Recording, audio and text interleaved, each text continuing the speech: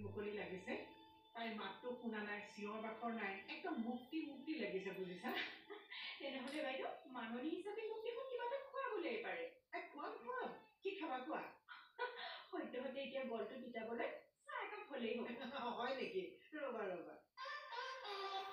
মৌ মা চাহ একাপ পাকাচোন সোনকাল কৰা বনাইছো ৰ'বা মা আকৌ কাম বন শিকাব লাগিব যেন পাইছো দিনে দিনে মানে লেঠা হৈ গৈছে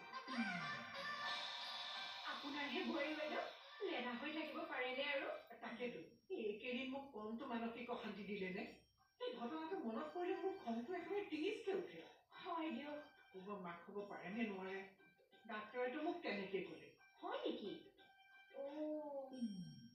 তেতিয়াহ'লে এনেকুৱা বোৱাৰী ৰখাতকৈ নৰখাই ভাল যদি মাকেই হ'ব নোৱাৰে পৰাপক্ষত বেলেগ কিবা এটা ব্যৱস্থা কৰিম কিন্তু প্ৰথমতে মোৰ খংটো মাৰি যাব লাগিব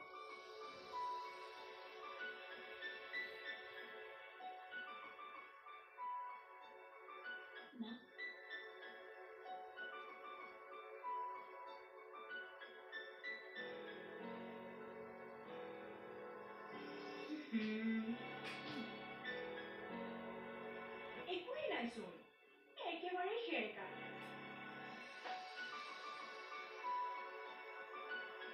তুমি এওঁৰ চাহত মোৰ সৈতে একে শ্ৰেণী দিলা নেকি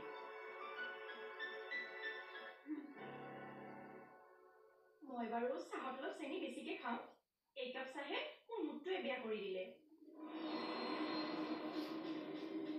ঘৰতো চাহ নোখোৱাকেই আহিছিলো ভাবিছিলো আপোনাৰ লগতে আহি একাপ চাহ খাম হ'ব নিৰলা তুমি চাহকাপ থৈ দিয়াচোন মৌ তুমি অলপ বেছিকৈ চেনি দি আৰু একাপ চাহ বনাই আনা বুজা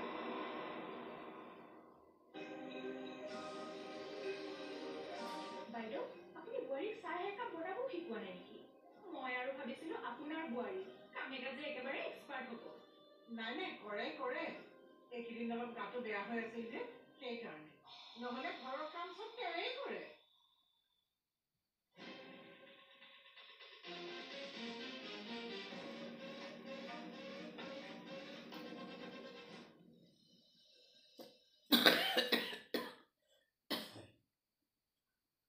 গোটেইখিনি একেলগে কিয় নপকে জানো আৰু এতিয়া কাটিবও নোৱাৰি ৰং কৰিবও নোৱাৰি এটা কাম কৰিম মস্ত ৰাখি দিম এই চাইড কাটি দিম চুলিটো অলপ কাটি ব্লেক কালাৰ কৰি একদম টিপ টপত থাকিম এইটো বৰষাত আকৌ ৰং কৰি কাক দেখুৱাবলৈ যায় নহয় নিজৰে ভাল লাগে শুনকচোন আপোনালোকে ফোন কৰিছিলে তাই ঠিকে আছে নে পঢ়া শুনা ঠিকে চলি আছে আছে ক্লাছো হৈ আছে লগৰ বিলাকৰ লগত চা চিনাকিও হৈছে খালি সৰু সুৰা কিবা কিবি বস্তু কেইটামান কিনিব পইচা কেইটামান খুজিছে হেৰি কৰিম পইচা যেতিয়া খুজিছে তই পাকিক কবিচোন এই জিপে নে কি সেইডাল কৰি দিবলৈ আজিকালি আকৌ সেইডালে চলিছে তাকে ক'ব লাগিব আৰু হেৰি আপোনাৰ কথাও সুধিছিল কেনে আছে খবৰ লৈছে সুধিছেনে বাৰু দে বাপেক এটা আছে বুলি যে তাই মনত পৰিছে মোৰ আকৌ তহঁতে এই মাৰ জীয়েৰ দুইজনীলে ভয়ে লাগে কোনদিনা পুতুককে পাহৰি যাওঁ মোক কিনো ফাল্টু কথাবোৰ কৈ থাকে জানো মানুহটোৱে তই এইবিলাক বাদ দে হেৰি নহয় কি যে ঘৰখন একেবাৰে নিমাও পৰা হৈ আছে মন কৰিছনে বহু দিনৰ পিছত আজি ঘৰখনত থাকি শান্তি লাগিছে তাইক বাৰু তই খেদিলি নেকি কিয় আপুনি একেবাৰে ৰাখি থম বুলি ভাবিছিল নেকি কাম নাই আৰু একেবাৰে অনবৰতে কান্তা বুলি ততেই নাই মোক গুৰুত্বই নিদিয়ে এতিয়াহে মোক বিচাৰিছে হ'ব দে এইবোৰ কথা চিন্তা কৰিব নালাগে বুজিছ বেয়া কথা কৈ থাক ধুনীয়াকে কৈ থাক কৃষ্ণ প্ৰভু জয় জগন্নাথ কৰোণাসাগৰ সকলো তোমাৰ প্ৰভু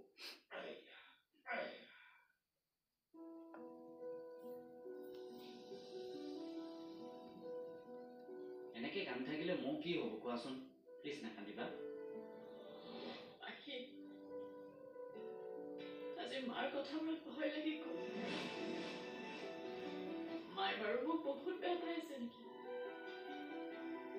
সোনকালে আহা পাখি প্লিজ মৌ তুমি সৰু হৈ আছা নেকি কোৱাচোন বাৰু? তুমি সদায় এনেকে কান্দোন কান্দোন কৰি আছা যে?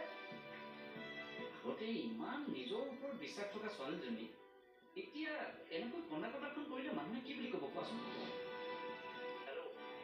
হেল্ল' শুনিছানে?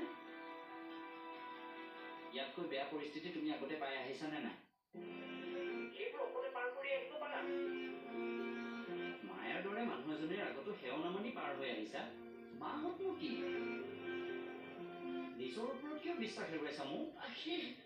মোক শুনা, তুমি এনেকৈ থাকিলে মোৰ ভাল নালাগে দিয়াচোন। এনেই দূৰত আছো, এই কামডালৰ সোমাই সোমাই মোৰ মাথাটো বেয়া হৈ গৈছে। তাৰপিছতো তুমি এনেকৈ কান্দি থাকিলে মোৰ ভাল লাগে নেকি কোৱা? মই কেনেকৈনো শান্তিৰে শুব পাৰিম? গতিকে এটা কথা শুনা মোক, এইবোৰ চিন্তা এতিয়া বাদ দিয়া। আগৰ মৌজনী হোৱাচোন। কান্তা বাই কি কৈ গৈছিল সেইবোৰ মানিবলৈ লোৱা। মই আছো নহয় লগত তোমাৰ। তুমি তোমাৰখিনি কৰি যোৱাচোন। আৰু মোক বাৰে বাৰে অনুভৱ নকৰাবা যে মই তাত নথকাৰ কাৰণে তোমাৰ এইবোৰ কাম হৈ আছে বুলি। তুমি ইমান টানকৈ কিয় কৈছা? চৰি, মোৰ মানে মনটো বেয়া হৈ আছে যে সেয়ে কৈ পালো। শুনা, মই কোনোবাখিনিত সেই আগৰ মৌজনী বিচাৰোঁ। এনেকৈ কান্দি কান্দি থকা মৌজনী নিবিচাৰোঁ।